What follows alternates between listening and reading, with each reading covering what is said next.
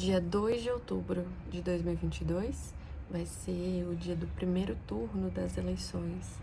Minha pergunta é: você entende como muitas vezes as eleições podem prejudicar a sua saúde mental?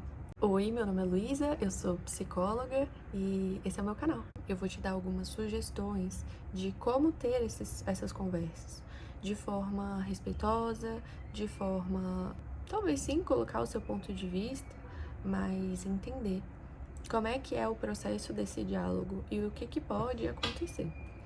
A primeira coisa que eu gosto de falar é: entenda qual é o seu objetivo com isso.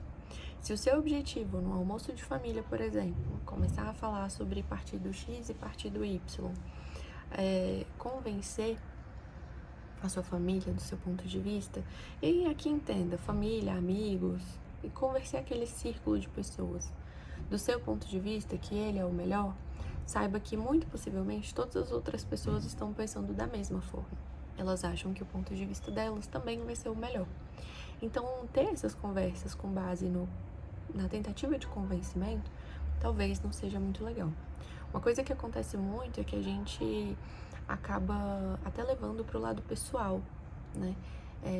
E eu sei, eu já me deixei levar para o lado pessoal em alguns momentos, para mim, ser muito claro, ser muito nítido, por que aquela opção não era a melhor opção. Mas na cabeça daquela pessoa, aquilo fazia o maior sentido do mundo.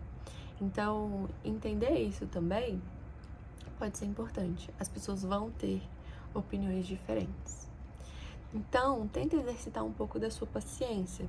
E até entenda, se aquele não é o momento em que você está se sentindo muito paciente, o quanto será que é produtivo ter essa conversa nesse momento. Já que hoje eu tô estressada, tive um dia estressante de trabalho, tô cansada, será que não é melhor deixar esse assunto para outro momento? Talvez. Uma outra sugestão é escutar a outra pessoa e deixar ela concluir a fala dela, ao invés de interromper. Quando ela concluir a fala dela, você entra e pode falar sobre o que é importante para você, sobre o que você pensou a respeito do que ela disse, ou trazer alguma nova ideia. E ao trazer essas ideias, ao trazer as suas opiniões, o seu posicionamento, tenta ser direto. Tenta falar de uma forma sem muitos rodeios, tenta resumir, sintetizar qual é o ponto que você realmente quer chegar. Isso muitas vezes facilita o entendimento do que quando você começa a elaborar e aí você vai e conta uma história lá longe, distante, a pessoa pode acabar se distanciando daquele debate. Uma coisa que às vezes a gente tende a fazer é usar o humor para reagir diante de algumas coisas. Ou trazer de forma, além de com humor, ainda trazer de uma forma sarcástica. Isso pode acabar gerando mais conflitos dentro daquele debate que, de alguma forma, já pode estar sendo acalorado, até conflituoso. Então, vamos tentar usar o humor com sabedoria, né? E também se atenta a como seu corpo está reagindo.